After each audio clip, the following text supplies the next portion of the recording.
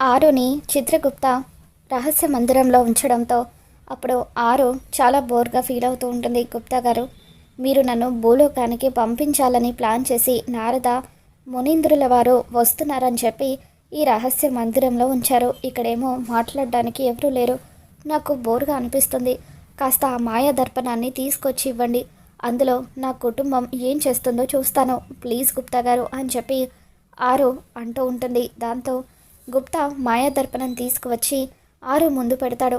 ఇకప్పుడు ఆ మాయాదర్పణంలో పిల్లలు స్కూల్కి వెళ్ళడం ఆరుకి కనిపిస్తుంది. నా చిట్టి బంగారాలు ఒక్కరోజు కూడా స్కూల్ ఎగ్గొట్టకుండా ప్రతిరోజు కూడా స్కూల్కి వెళ్ళి బాగా చదువుకుంటున్నారు అని చెప్పి ఆరు చాలా హ్యాపీగా ఫీల్ అవుతూ ఉంటుంది. అమరేమో ఆఫీస్కి వెళ్ళిపోయి చాలా సీరియస్గా వర్క్ చేసుకుంటూ ఉంటాడు. ఈయనొకరు ఆఫీస్కి వెళ్తే అసలు వర్క్ తప్ప ఏమీ పట్టించుకోరు, అంత సిన్సియర్గా ఉంటారు అని చెప్పి ఆరు అమర్ గురించి అనుకుంటుంది.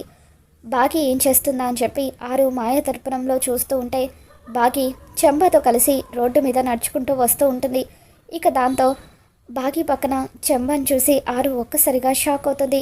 చెంబని గుర్తుపట్టిన ఆరు, ఇదేంటి ఈ చెంబ నా చెల్లి పక్కన ఏం చేస్తుంది అని చెప్పి ఆ మనోహరి ఏం చేస్తుందని చెప్పి చూసేసరికి మనోహరి బాగీకి యాక్సిడెంట్ చేయడానికి రెడీగా ఉంటుంది. ఇక దాంతో బాగి ఎంతగానో కంగారు పడిపోతూ, గుప్తా గారు నా చెల్లి ప్రమాదంలో ఉంది. ఆ మనోహరి చెంబ ఇద్దరూ కలిసి నా చెల్లిని ఏదో చేయబోతున్నారు. నేను వెంటనే భూలోకానికి వెళ్ళాలి. నా చెల్లిని తన కడుపులో ఉన్న బిడ్డను కాపాడుకోవాలి అని చెప్పి ఆరు గుప్తాతో అంటూ ఉంటుంది. ఇక దాంతో గుప్తా, మా ప్రభువుల వారికి తెలియకుండా నేను నిన్ను తీసుకువెళ్ళలేను బాలిక అని చెప్పి అంటూ ఉంటే, ప్లీజ్ గుప్తా గారు ప్లీజ్, మీ ప్రభువుల వారికి ఏదో ఒకటి చెప్పి మేనేజ్ చేయండి. నేను అర్జెంటుగా వెళ్ళి నా చెల్లిని కాపాడుకోవాలి. ప్లీజ్ గుప్తా గారు మీ కాళ్ళు పట్టుకుంటాను అని చెప్పి ఆరు ఎంతగానో వేడుకుంటూ ఉంటే, సరే బాలిక వెళ్దాం పద అని చెప్పి ఆరుని తీసుకొని భూలోకంలో అడుగు పెడతారు. ఇక ఆ తర్వాత మనోహరి బాగీకి యాక్సిడెంట్ చేసినట్టుగా బాగి రక్తపు మడుగులో పడిపోయి స్పాట్లోనే చచ్చిపోయినట్టుగా ఊహించేసుకొని తెగ సంబరపడిపోతూ ఉంటుంది. ఎస్, ఖచ్చితంగా జరగబోయేది ఇదే అని చెప్పి మనోహరి అనుకొని చాలా స్పీడ్గా కార్ డ్రైవ్ చేసుకుంటూ వస్తూ ఉంటే, ఇకప్పుడు ఆరు బాగిని ఎలా కాపాడుకోవాలో తెలియక గుప్తా వేలుకున్న ఉంగరాన్ని కొట్టేస్తుంది. ఆ ఉంగరం కొట్టేసి వేలికి పెట్టుకొని బాగిని చెయ్యి పట్టుకొని పక్కకు లాగేస్తుంది.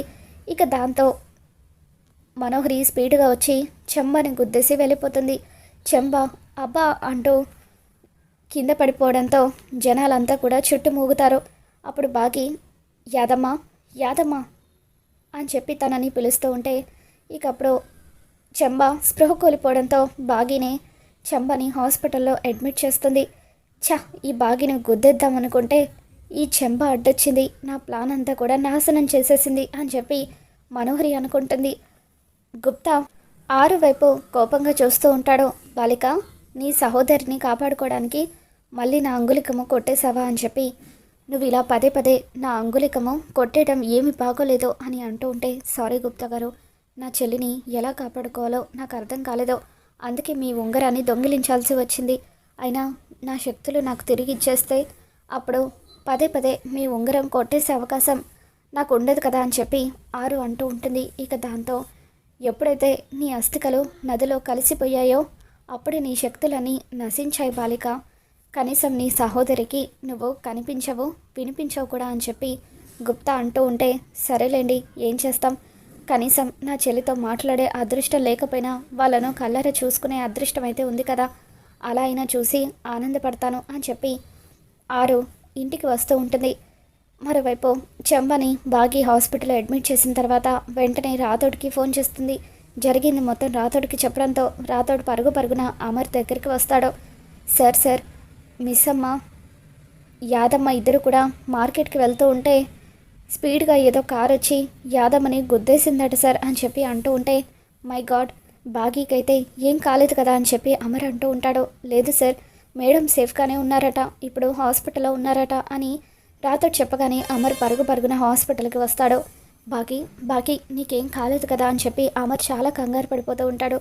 లేదండి, సడన్గా ఎవరో లాగేసినట్టుగా అనిపించింది, అలా ఎవరో నన్ను కాపాడి ఉండకపోతే యాదమ్మ స్థానంలో నేనుండేదాన్ని, అప్పుడు నేను నా కడుపులో ఉన్న బిడ్డ ఏమైపోయేవారో అని చెప్పి బాగి అంటూ ఉంటే అప్పుడు అమర్ బాగి నోటికి తన చేతిని అడ్డం పెట్టి, వద్దు బాగి, ఇంకెప్పుడు కూడా అలా మాట్లాడకు, నీకేమీ కాదు. అయినా నాతో చెప్పకుండా నువ్వు బయటకు ఎందుకు వెళ్ళావు? అసలు నువ్వు ఎక్కడికి వెళ్ళకు, డెలివరీ అయ్యే వరకు నువ్వు బయటకు రావడానికి వీల్లేదు అని చెప్పి అమర్ బాగీకి చెప్తూ ఉంటారు.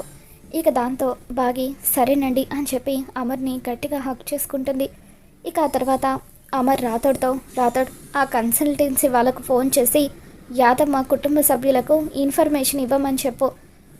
మన ఇంట్లో పనిలో జాయిన్ అయిన రోజే ఇలా జరగడం నిజంగా బాధాకరం. తన హాస్పిటల్ ట్రీట్మెంట్కి ఖర్చులన్నీ కూడా నేనే భరిస్తాను. తనకు కొంత అమౌంట్ కూడా ఇచ్చి డిశ్చార్జ్ అయ్యేటప్పుడు జాగ్రత్తగా వాళ్ళ ఇంటి దగ్గర దిగబెట్టేసిరా అని చెప్పి అమర్ రాథోడ్కి చెబుతూ ఉంటాడు. సరే సరే అని చెప్పి రాథోడ్ అంటూ ఉంటే, పద బాగి మనం ఇంటికి వెళ్దామంటూ అమర్ జాగ్రత్తగా బాగిని ఇంటికి తీసుకొని వస్తాడు. తన ప్లాన్ ఫ్లాప్ అవ్వడంతో మనోహరి కోపంతో రగిలిపోతూ ఉంటుంది. మరోవైపు పిల్లలు సాయంత్రం స్కూల్ అయిపోగానే సంతోషంగా ఇంటికి వస్తారు. డాడ్ రేపు దీపావళి ఫెస్టివల్ కదా, మనం ఫుల్గా ప్రతి సంవత్సరం లాగే క్రాకర్స్ కాలుద్దాం డాడ్ అని చెప్పి అంటూ ఉంటారు. అలాగే పిల్లలు, మీకేం కావాలో సాయంత్రం రాథోడ్తో వెళ్ళి తెచ్చుకోండి అని అంటూ ఉంటే, థ్యాంక్ యూ డాడ్ అని చెప్పి పిల్లలంతా కూడా అంటూ ఉంటారు. అలాగే అమ్మ ప్రతి దీపావళికి లక్ష్మీ పూజ చేస్తుంది కదా డాడ్, అలాగే మనం కూడా ఈ సంవత్సరం లక్ష్మీదేవి పూజ చేసుకుందామని చెప్పి పిల్లలు అంటూ ఉంటే అప్పుడు బాగి, తప్పకుండా చేసుకుందాం పిల్లలు, మీరంతా కూడా ఉదయాన్నే లేచి తలస్నానం చేసి కొత్త బట్టలు వేసుకోండి, మనం రేపు ఉదయాన్నే పూజ చేసుకుందామని చెప్పి బాగి అంటూ ఉంటుంది. ఇక ఆ తర్వాత మనోహరి,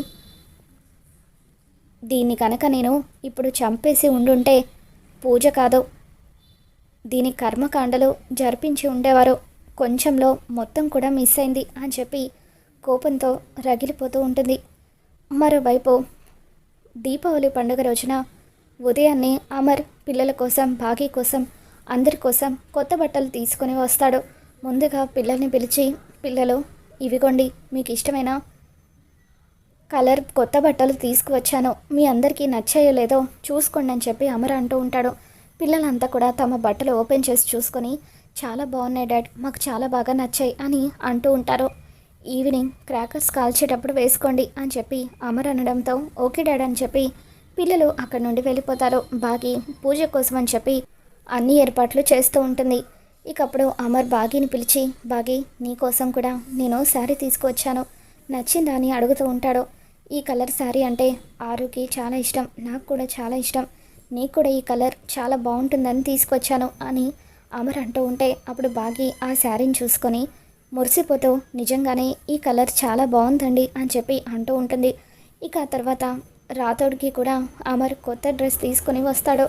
అలా అందరికీ తీసుకువచ్చి మనోహరికి ఏమి ఇవ్వకపోవడంతో అప్పుడు మనోహరి, అమర్ మరి అందరికీ తీసుకొచ్చావు కదా, నాకు తీసుకురాలేదా అని అంటూ ఉంటుంది. దాంతో అమర్, సారీ మనోహరి, నేను మర్చిపోయాను, అయినా వీళ్ళందరికీ ఏమి ఇష్టమో ఏం బాగుంటాయో నాకు తెలుసు, కానీ నీకు ఏది ఇష్టమో నాకు తెలియదు కదా, అందుకే ఒక పని చెయ్యి, నువ్వు నీకు నచ్చింది తీసుకో, నీ అకౌంట్లోకి డబ్బులు ట్రాన్స్ఫర్ చేస్తాను అని చెప్పి అమర్ అంటూ ఉంటాడు. ఇక దాంతో మనోహరి కోపంతో రగిలిపోతూ ఉంటుంది.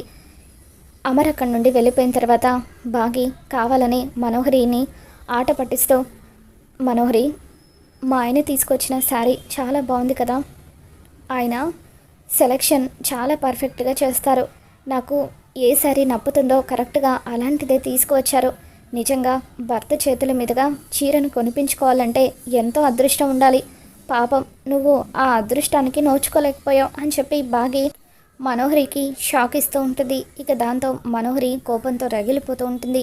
వస్తే బాగి, అమర్ నీకు శారీ తీసుకొచ్చాడని తెగ ఎగిరి పడుతున్నావు కదా, అసలు సాయంత్రం ఆ చీర కట్టుకోవడానికి నువ్వు ఉండవు, ఆ చీర ఉండదు, ఆ చీరను నాశనం చేసి అమర్ దృష్టిలో నిన్ను చెడ్డదాన్ని ఎలా చేస్తానో చూడు అని చెప్పి మనోహరి అనుకుంటుంది. అమర్, నువ్వు కూడా అందరికీ బట్టలు తెచ్చావు, నన్నేమో పరాయిదాన్ని చేసి ఏదో బిచ్చగడికి బిచ్చం వేసినట్టుగా నీ ముఖాన డబ్బులు వేస్తాను, చీర కొనుక్కొచ్చుకో అంటావా, నాకు నచ్చలేదు అమర్, నువ్వు నాకు తీసుకురాలేదు కాబట్టి ఆ బాగీ చీరను ఎలా నాశనం చేస్తానో చూడు, మీ ఇద్దరికి గొడవ ఎలా పెడతానో చూడు అని చెప్పి మనోహరి అనుకుంటుంది. తర్వాత బాగి పిల్లలు అమర్ వీళ్ళంతా కూడా పూజలో కూర్చుంటారు. అందరూ కలిసి లక్ష్మీదేవిని ఎంతో అందంగా అలంకరించి పూజ చేస్తూ ఉంటే ఆరు కూడా అది చూసి ఆనందపడిపోతూ ఉంటుంది. గుప్తా గారు, ఈ సంవత్సరం పూజ చేసే అదృష్టం నాకు లేకపోయినా ఇలా నా కుటుంబంతో కలిసి పూజలో పాల్గొంటున్నందుకు చాలా ఆనందంగా ఉంది అని చెప్పి ఆరు అంటూ ఉంటుంది. ఇక అలా అందరూ పూజ చేస్తూ ఉంటే మనోహరి మాత్రం బాగి చీరను పాడు చేయాలని చెప్పి గదిలోకి వెళ్తుంది. కబోర్డ్లో నుండి అమర్ తీసుకొచ్చిన శారీని బయటకు తీస్తుంది. ఇక దాన్ని కత్తెరతో ముక్కలు ముక్కలు చేద్దాం అనుకుని కత్తెరను బయటకు తీస్తుంది. ఇక అప్పుడు ఆరు పరిగెత్తుకుంటూ కిందకు వచ్చి, ఏమండి, ఆ దొంగ మొహంది మనోహరి బాగి చీరతో ఏదో కుట్ర చేస్తుంది, త్వరగా వెళ్ళండి, వెళ్ళి చూడండి అని అంటూ ఉంటే అమర్ ఏదో గుర్తుకు వచ్చి బెడ్రూమ్లోకి వస్తూ ఉంటాడు.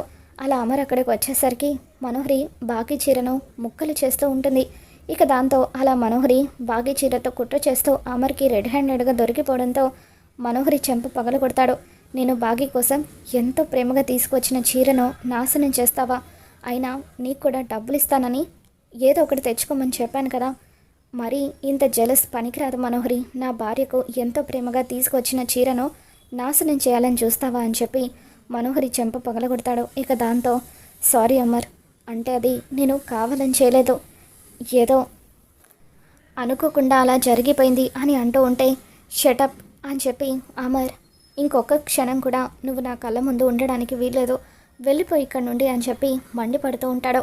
అలా అమర్ అరుస్తూ ఉండడంతో పిల్లలు బాగి వీళ్ళంతా కూడా పరిగెత్తుకుంటూ పైకొచ్చి చూసి ఏమైందని అడుగుతూ ఉంటే అప్పుడు అమర్ ఏం లేదని చెప్పి మీరు వెళ్ళి క్రాకర్స్ కాల్చండి అని చెప్పి పిల్లలకు చెప్పి అక్కడి నుండి పంపించేస్తాడు.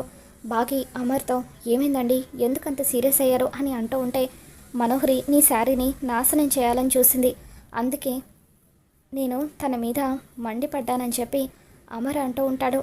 ఇక దాంతో బాగి మనోహరి నీకు అంతలా ఈ చీర కావాలనిపిస్తే చీర తీసేసుకో, అంతేకాని నాశనం చేయాలని చూడడం ఏంటి, ఎవరికి దక్కకుండా చేయాలనుకోవడం ఏంటి అని చెప్పి అంటూ ఉంటుంది. ఇక దాంతో అమర్, చూసావా బాగి మంచి మనసు, తనకు నేను ఎంతో ఇష్టపడి శారీ తెచ్చినా కూడా నీకు నచ్చింది కాబట్టి నీకు ఇచ్చేయాలని అనుకుంటుంది, అది బాగీకి నీకు ఉన్న డిఫరెన్స్ అని చెప్పి మనోహరికి అమర్ బుద్ధి చెప్తూ ఉంటాడు.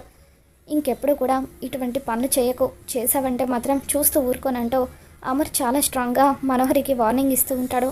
మరి రాబోతున్న ఎపిసోడ్లో ఏం జరగబోతుందో మళ్ళీ మన ఛానల్లో తెలుసుకుందాం. ఈ వీడియో మీకు నచ్చినట్లయితే తప్పని లైక్ చేయండి.